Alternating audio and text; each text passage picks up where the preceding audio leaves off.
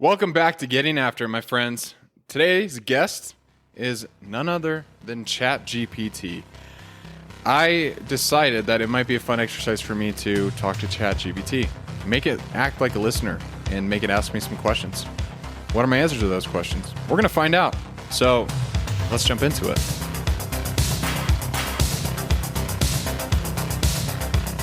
My friends, I appreciate you tuning in today.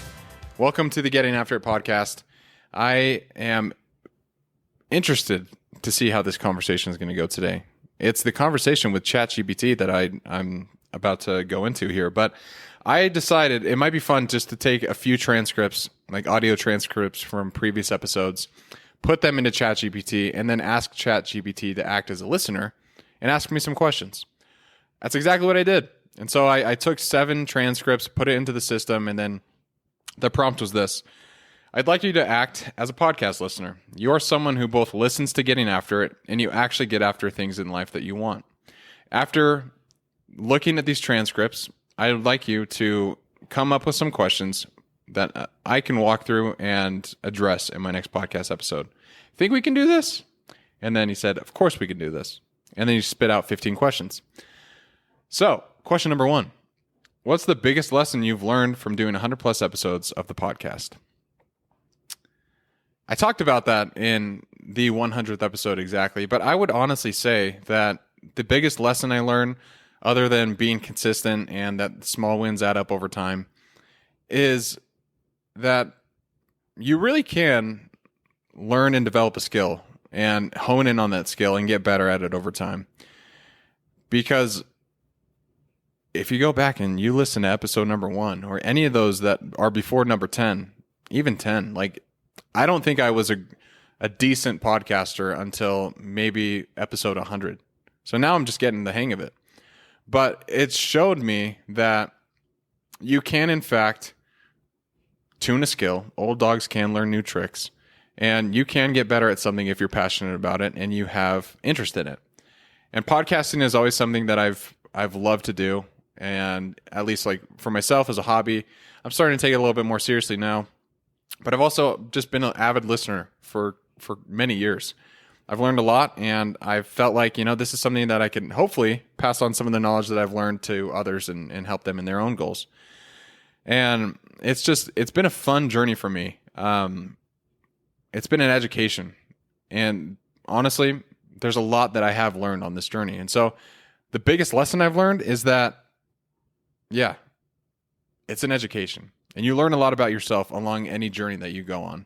And the podcast is just getting started. Like this, it's not going to stop anytime soon. So don't get your hopes up. But a lot of lessons learned. But I talked about that in episode 100, so I'm not going to bore you with keeping on that list. But number 2, what's a recent challenge you've had to overcome, and how did you handle it? Well, I'm kind of still going through it, honestly, right now.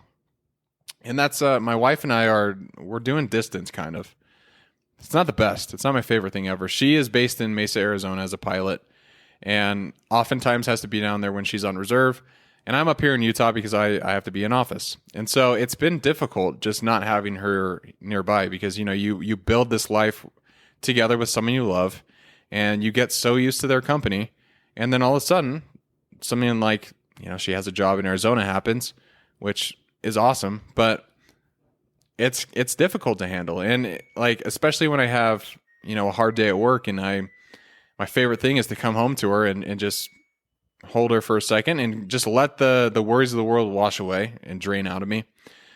Like, I don't have that, but it's a challenge for sure. Like I've felt loneliness now, a lot more than I have recently in the past, because I know what it's like to love someone and to have them close by, and now not having them close by is hard for me.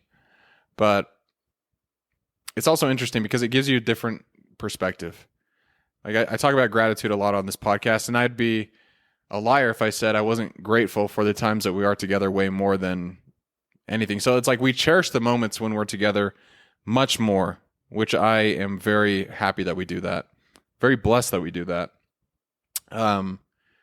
But then it also gives me a different perspective to think, there are others out there who struggle with being alone. And like I feel for that, and I wish I could help. Like, that is not an easy situation to be in.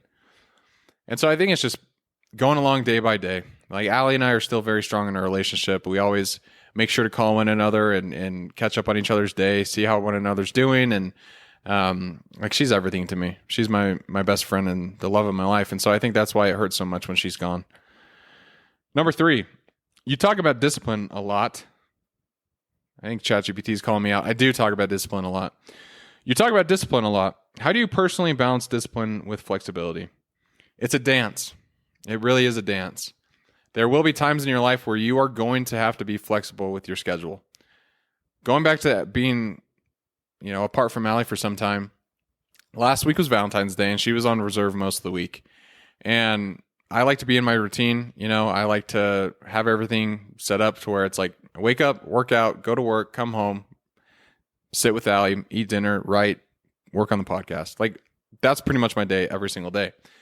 But being flexible is something you have to learn. It's almost as difficult to learn as learning discipline itself. And last week I decided, since Allie couldn't come up, I was going to have to be flexible with my schedule and fly down to Arizona so I could spend Valentine's Day with my love. And the discipline part only came from the routine piece. Like, I still had to do my routine, which meant I still needed to wake up and exercise. I still had to work my full day. I still needed to write, to work on the podcast, and do all these things to help me progress forward to my goals.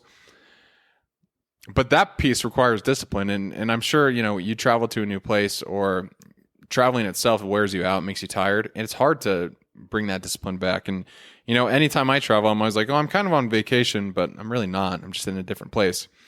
And so I think being flexible is important, but it's a thing you learn alongside discipline, because Jocko talks about how you can be too disciplined in one thing. Like, you can be so rigid to where it can be negative. And I think what he's trying to get at there is you need to be flexible with just everything. Like, if you're going to go work out, but your son calls you with a flat tire and he's like, Dad, come help me out. Like, I'm on the side of the road. I have a flat tire.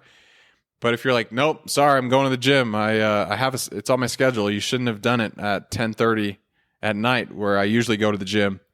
And your son's like, but Dad, like, I'm really scared. And he's like, sorry, your fault. Like, that's not a good parent. What would happen is the dad would go help the son with the tire and then go to the gym. Like, bring the discipline back, because he had to be flexible. Like, he still had to take care of his other responsibilities. And so sometimes responsibilities are going to vie for your attention more than others. And I would just say, listen to those. Is there a quote or a mind shift? There's number 4. Is there a quote or a mind shift that has fundamentally changed the way you approach life? Well, yes, there is. And if you can see here what I'm wearing around my neck, it's a little bronze washer with a laurel around the edges, and it says, the credit goes to the man in the arena. That's a quote from Theodore Roosevelt. It says, it is not the critic who counts, not the man who points out how the strong man stumbles, or where the doer of deeds could have done them better. The credit belongs to the man who is actually in the arena, whose face is marred by dust and sweat and blood, who strives valiantly, who errs, who comes short again and again, because there's no effort without error or shortcoming, but who does actually strive to do the deeds, who knows great enthusiasms, the great devotions, who spends himself in a worthy cause, who at best knows in the end the triumph of high achievement, and who at the worst, if he fails, at least fails while daring greatly, so that his place shall never be with those cold and timid souls who neither know victory nor defeat.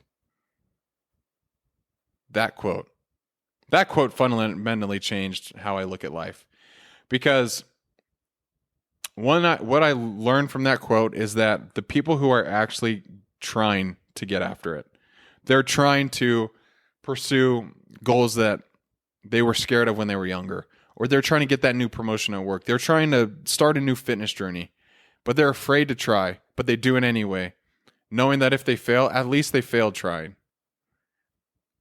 You gotta push yourself. You gotta put yourself in the arena.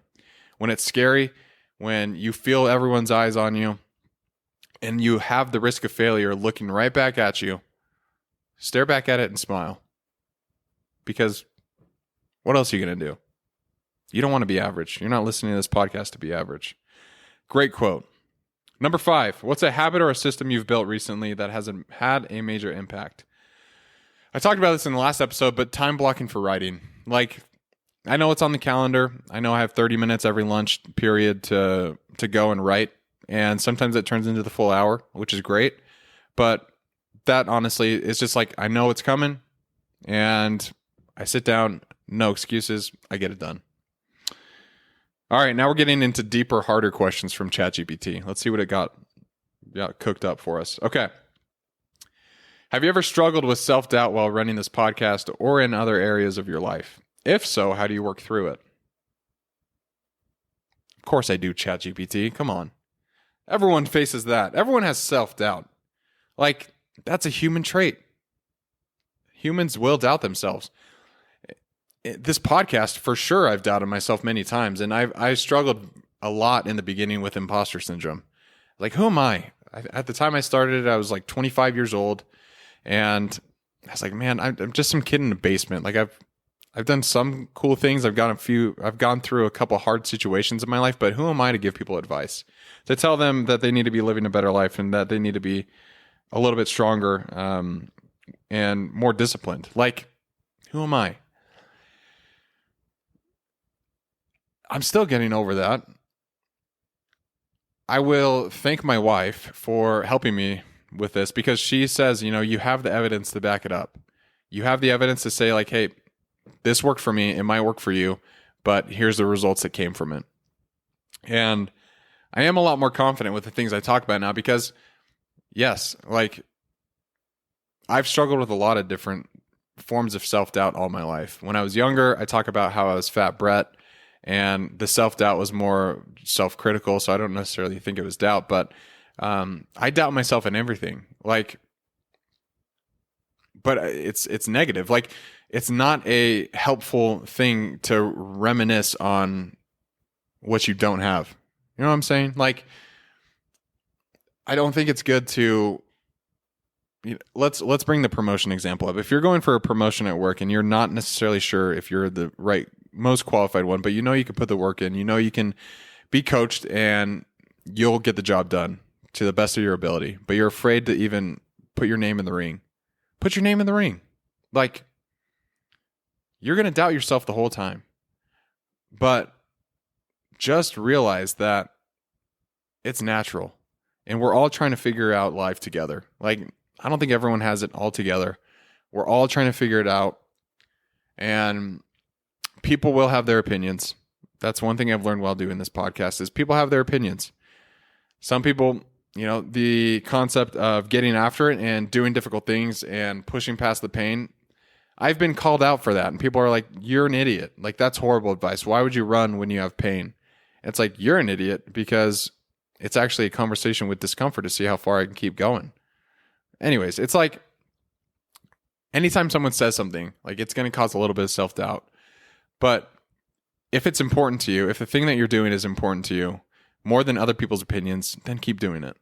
And that's what I would say is like, if you have a passion for something and your passion is stronger than what you think or what other people's opinions would matter to you, or however you want to phrase that, then do the thing. Like, life is finite. And at the end of the day, everyone's kind of worried about their own problems to think about your own. So they might have their opinions, but that opinion will last for 30 seconds. People like to get outraged. It doesn't matter. And so self-doubt, yeah, it creeps in every now and then, especially like I'll post a good episode and then the next few will kind of just tank and not really go anywhere. And I'm like, man, am I really cut out for this? Do I actually have the talent that I need? And, it's just something you have to work through. Number 7, you often encourage people to just start. But what do you say to someone who feels paralyzed by fear of failure? I would reread the Theodore Roosevelt quote, "The man in the arena," to you. But most importantly, I would read this part. Who spends himself in a worthy cause, who at the best knows in the end the triumph of high achievement, and who at the worst, if he fails, at least fails while daring greatly, so that his place shall never be with those cold and timid souls who neither know victory nor defeat. You don't want to be with those cold, timid souls who don't know victory or defeat. The only way you don't know victory or defeat is if you just stay stagnant. If you stay comfortable, if you don't even try something difficult where you might fail. And the thing is, if you're paralyzed by fear and failure, I'd ask yourself why. What's the worst that could happen? Like, are you going to lose everything that you have? Is it going to hurt and sting a little bit if you fail? Yeah, for sure. Are you going to die? Probably not, unless you're sky jumping or doing the squirrel suits. But that's the thing, is like, everything good in life is hard to get. And everything good in life usually comes with a little bit of fear before. Like the podcast. Pushing upload on the first one was hard for me. Anytime I toe up to a race line, there's always nerves in my stomach. Going after a new job, a new promotion, like, there's a lot of nerves because you're making a big lifestyle change. Marrying the girl of your dreams, a lot of nerves because you want to make sure that you can provide for her, take care of her, and do all this stuff. But those are all examples from my life. Let's say I didn't do any of them. If I was worried about marrying the girl of my dreams, Allie, and I was scared that I wouldn't be the best husband that I could, and I was so scared that I didn't even take a chance to be a husband and to ask her to marry me, I would be miserable.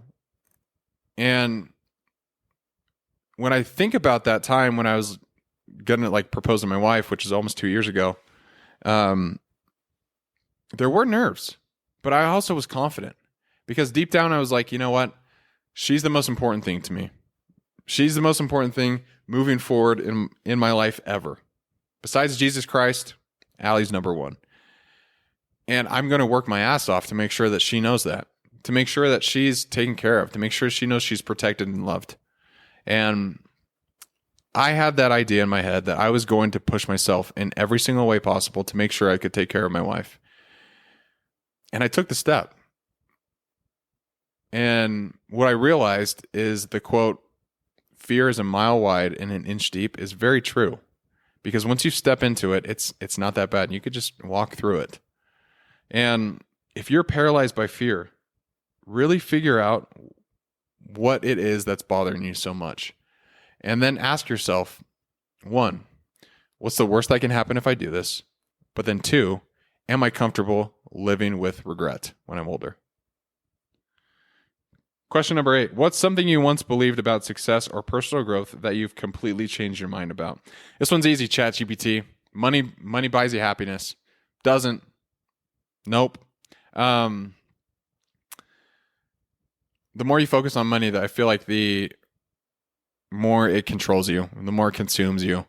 And I've learned that when you focus on just being responsible and living in your means and just doing, like, taking smart money management skills and putting them to work, like, life's just a lot easier. You have to worry about money. And then, yeah, sure, like, you can buy nice things every now and then, but what brings you happiness is being fulfilled in your life. And what brings fulfillment, for me at least, is the quality of your relationships.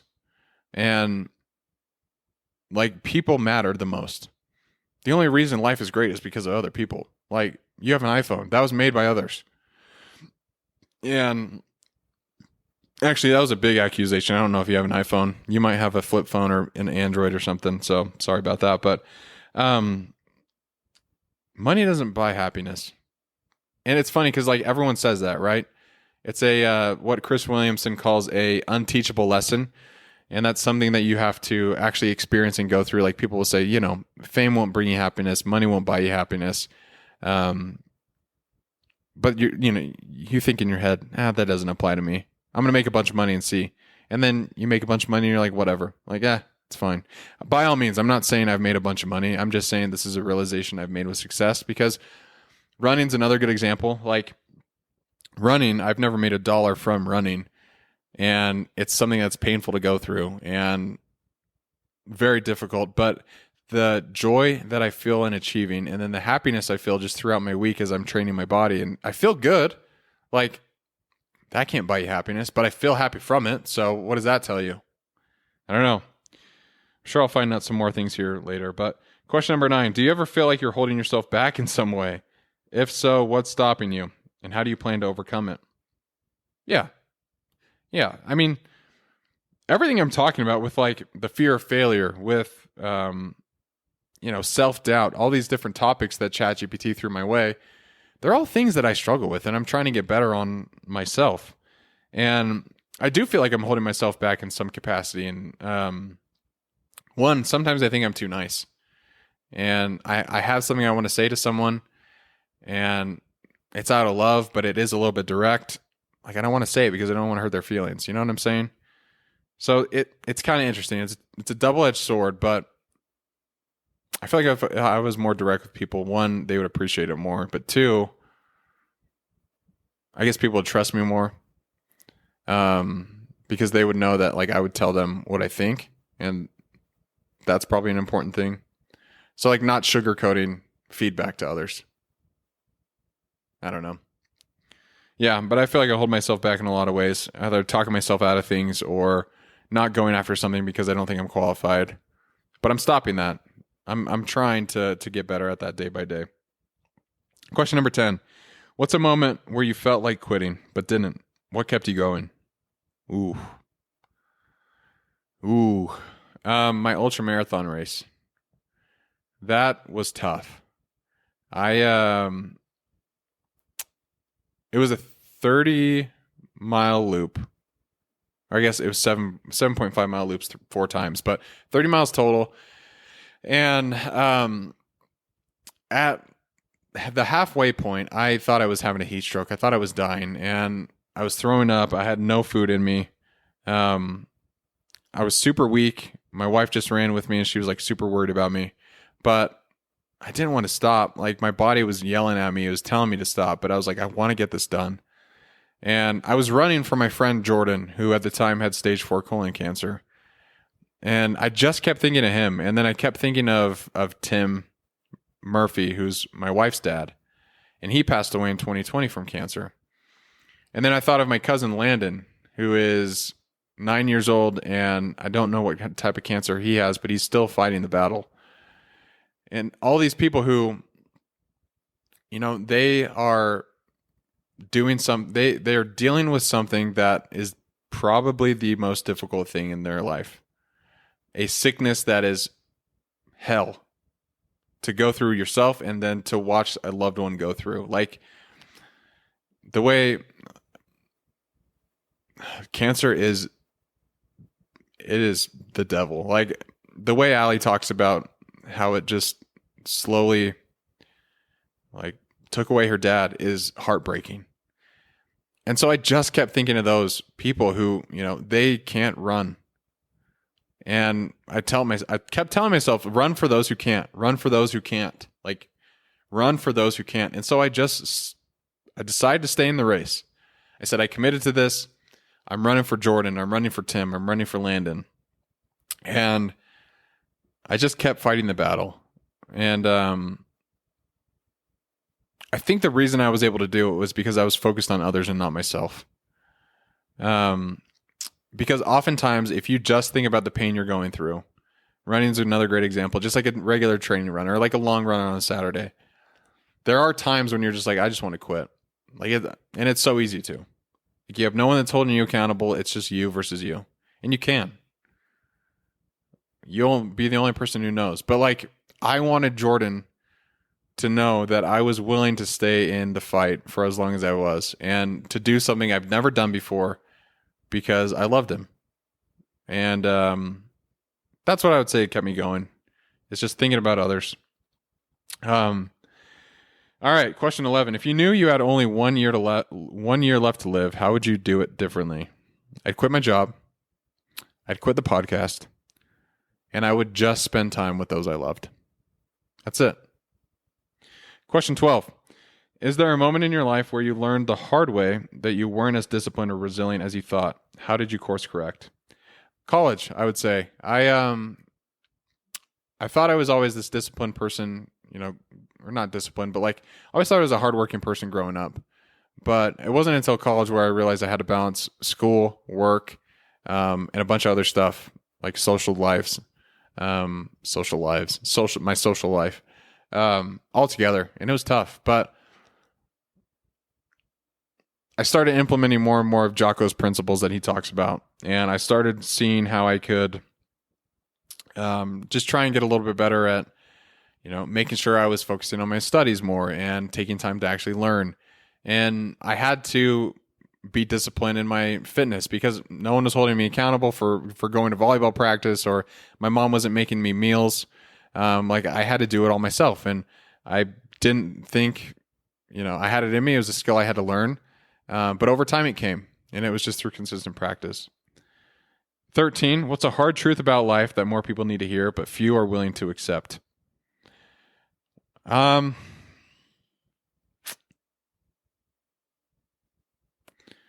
What's a hard truth about life that more people need to hear? I would say a hard truth that I've had to learn is that you're all on your own. Like, no one's coming to save you. No one's going to be there for you, being your superhero, patting you on the back when you finish a 9-mile run in the basement at a 7:19 pace, which I just did. But no one's here patting me on the back. No one said anything. And I'm fine with that. I'm not trying to complain about it. But if you're doing things for the recognition of others, you're doing it for the wrong reasons. If I was doing it so I could, be like, hey, everyone, check it out. Check out my pace. Look at how many miles I ran. And I don't know. It's just, it's a hard truth. It's a weird one. But I would also say that the long game's where it's at. A lot of people want quick fixes. They want, the diet that's going to make them lose 10 pounds a week, or they want the fitness routine that's going to make them look like Arnold, or they want, the job that's going to pay them $500,000 a year where they don't have to do much. They all want these easy things, but it takes time, and patience is the key factor here. You have to be patient in all the things that you do, and you have to be willing to suffer a little bit and understand delayed gratification. Because only then can you be consistent, and only then do the results show up. I've done 100 and this will be 108 episodes of the podcast. I haven't made a dime. That's not the goal of this thing, though. And so, all I'm saying is, if you want the podcast, if you want the podcast that has 3 million listeners, it's not built overnight, and it takes time. Anything good in life will take time to build, and it is a ruthless process sometimes. But if you want something, set your sights on it, make a plan, and stick with it for the long haul. 14, in the grand scheme of things, why do you think discipline, grit, and pushing limits matters? What's the ultimate goal of all of this? What is the ultimate goal of all that? Damn, ChatGPT. Swinging. Some good questions here. I think the ultimate goal is just to get better. It's just to be a better person. Whether that's in fitness, if it's in your personal relationships or your profession, you just want to try and get better every day. Because human beings are capable of so much. And it's amazing what some people can do and what others cannot. But the whole goal of life should be to see what you can, to see what you can accomplish, see what you can build, and who you can help along the way. Because ultimately, there will be times when you question why you decided, to push your limits that day. Do you have the grit? Do you have the discipline? Do you have the willpower? For me, it's a demonstration to myself that I have control over myself, that I don't have to listen to all the different thoughts in my head or satisfy every single craving that comes in. And it's like, I'm in charge. My mind's in charge. And the only way to do that is to tell it, hey, sometimes, you know what? Today we're getting up at 6 a.m. We're gonna log 13 miles. Like, sometimes you have to be the general and you have to tell yourself what you're gonna do. Because otherwise, what's the alternative? You don't want to be lazy. You don't want to get out of shape. You don't want your body to get unhealthy. You don't want to lose your job and, start to struggle financially. Like, all these things can be avoided if you just continually push yourself. And yes, things will come up. You'll get fired from your job. Okay, now your job is to apply like nonstop to other companies and just to always set the bar higher.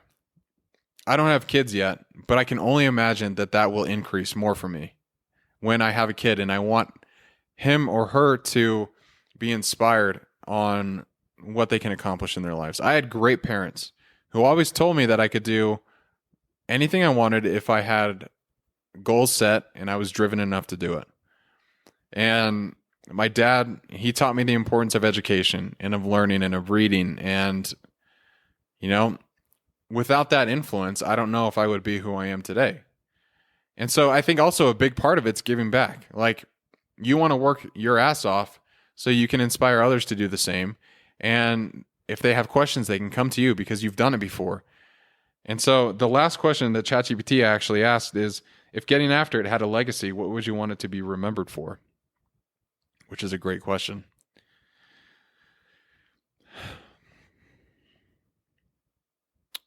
I think I would want getting after it to be remembered as a tool to help you reach your goals. And I want getting after it to be hopefully inspirational to someone, to where they decide, I'm making a change in my life and it's happening today, and I'm going to get after it. The success of this podcast is, I think determined on if I'm able to help one person. If I can help one person make strides towards their goals, that's the legacy I want to leave behind.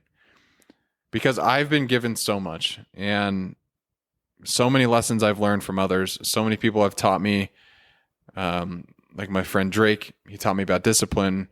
My friend Bryce, he taught me about how to balance life and how to work hard in your professional life. And like, all these people who have taught me very, very important principles that have helped me be successful in many areas of my life, I want to give back. And one of the ways I think I can give back is by inspiring others to follow me along on the journey and try and do something similar in their own lives. I want getting after it to be a lifestyle that when I die, people are still getting after it and they're talking about it, and they set their sights on a goal, they reach it, and then what's next? That's the next question they ask. I want it to be remembered as something that helped someone in their, hopefully, one of their darkest moments. If they thought, I was struggling with self-doubt, but then I listened to an episode of Getting After It where Brett talked about, that self-doubt's going to come and it's going to be a natural occurrence in my life. And then I just took a step and I took a leap. Like, that's the kind of thing I want to hear. That's the kind of legacy I want to leave behind, is something that matters. And it's going to be hard to build. Like, I don't think it's there yet, but over time, I think it will become that. And it's just exactly what I'm talking about. Like, it requires consistency. It requires discipline and hard work and drive and grit and patience. Like, I'm in this for the long haul. And so I don't know where it'll be in 20 years, but hopefully along that path, I can help one person reach their goals and be inspired maybe to help one of their friends do the same. Because ultimately, I want you to get after it. And I want you to get after it so hard that others look at you and they say, I want to be like them.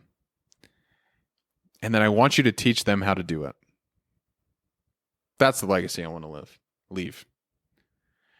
So I appreciate you guys listening to this episode. It was kind of fun going through with ChatGPT and getting some questions from artificial intelligence. It will soon overtake us, so trying to get on its good side. But until that happens, until we are, taken care of by our AI overlords, share this with someone if it helped you at all today. And until next episode, everyone, keep getting after it. Thanks, guys.